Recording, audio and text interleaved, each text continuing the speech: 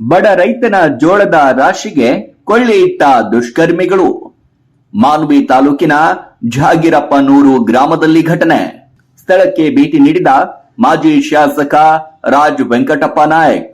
6 ಎಕರೆಯಲ್ಲಿ ಬೆಳೆದಿದ್ದ ಎಕ್ಕುಂಬ ಎಂಬ ರೈತ ಪರಿಹಾರ ನೀಡುವಂತೆ ಒತ್ತಾಯಿಸಿದ ಮಾಜಿ ಶಾಸಕ ರಾಜ್ ವೆಂಕಟಪ್ಪ ನಾಯಕ್.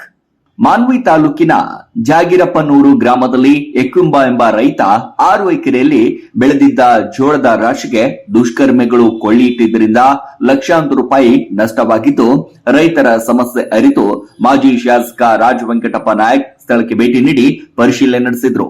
ಮಾಜಿ ಶಾಸಕ ರಾಜ್ ವೆಂಕಟಪ್ಪ ನಾಯಕ್ ಮಾಧ್ಯಮದೊಂದಿಗೆ ಮಾತನಾಡಿ, ರಾಯಚೂರು ಜಿಲ್ಲೆ ಮಾನ್ವಿ ತಾಲೂಕಿನ ಜಾಗಿರಪ್ಪನೂರು ಗ್ರಾಮದಲ್ಲಿ ಎಕ್ಕುಂಬ ಎಂಬ ರೈತ ಕೂಲಿ ನಾಲಿ ಮಾಡಿಕೊಂಡು ಬಡತನದ ನಡುವೆ ಜೋಳವನ್ನ ಬೆಳೆದಿದ್ದ. ಆದರೆ ಘಟನೆ ನಡೆದಿರುವುದು ಅನ್ಯಾಯ ಅಂತ ಹೇಳಿದ್ರು. ರಾಶಿ ಮಾಡುವ ಮುನ್ನವೇ ಎಕ್ಕುಂಬನ ಬೆಳೆಗೆ ಬೆಂಕಿ ಬಿದ್ದಿದ್ದು ಕೂಡಲೇ ಸರ್ಕಾರ ಎಚ್ಚೆತ್ತುಕೊಂಡು ಪರಿಹಾರ ನೀಡಬೇಕೆಂದು ಒತ್ತಾಯಿಸಿದ್ರು. ದುರದೃಷ್ಟ ಘಟನೆ ಆಗಿದೆ, ಇದನ್ನು ಖಂಡಿಸ್ತೀವಿ. ಇವತ್ತು ನಮ್ಮ ರೈತನಿಗೆ ಏನು ಅನ್ಯಾಯ ಆಗಿದೆ, ಸರ್ಕಾರಕ್ಕೆ ನಾವು ಒತ್ತಾಯ ಮಾಡ್ತೀವಿ. ಈ ಭಾಗದ ಮಾಜಿ ಶಾಸಕನಾಗಿ ಸರ್ಕಾರ ಈ ಕೂಡಲೇ ಎಚ್ಚೆತ್ತುಕೊಂಡು ರೈತರು ಅವ್ರಿಗೆ ನಷ್ಟ ಆಗಿದೆ, ಅದನ್ನು ಪರಿಹಾರ ಕೊಡ್ತಕ್ಕಂಥ ಕೆಲಸ ಇವತ್ತು ಸರ್ಕಾರ ಈ ಭಾಗದ ಜನಪ್ರತಿನಿಧಿಗಳು ಮಾಡಬೇಕಂತೇಳಿ ಈ ಸಂದರ್ಭದಲ್ಲಿ ನಾನು ಒತ್ತಾಯ ಮಾಡ್ತಾ ಇದ್ದೀನಿ.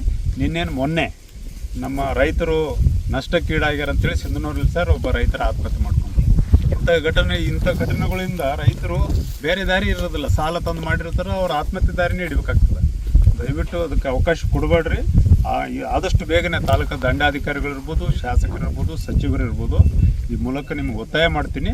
ಮಾನ್ಯ ಜಿಲ್ಲಾಧಿಕಾರಿಗಳ ಚರ್ಚೆ ಮಾಡಿ CM ರಿಲೀಫ್ ಫಂಡ್ ಕಡೆಯಿಂದ, ಮುಖ್ಯಮಂತ್ರಿಗಳ ಪರಿಹಾರ ನಿಧಿಯಿಂದ ಆದಷ್ಟು ಬೇಗನೆ ರೈತರಿಗೆ ಏನು ಅನ್ಯಾಯ ಆಗಿದೆ ಆ ಅನ್ಯಾಯನ ಸರಿದೂಗಿಸ್ತಕ್ಕಂಥ ಕೆಲಸ ಆದಷ್ಟು ಬೇಗನೆ ಮಾಡ್ಬೇಕಂತೇಳಿ ಈ ಸಂದರ್ಭ ಒತ್ತಾಯ ಮಾಡ್ತೀನಿ. ಬೂದಿ ಏನು ಯಾರು ಮುಟ್ಟಿಲ್ಲ.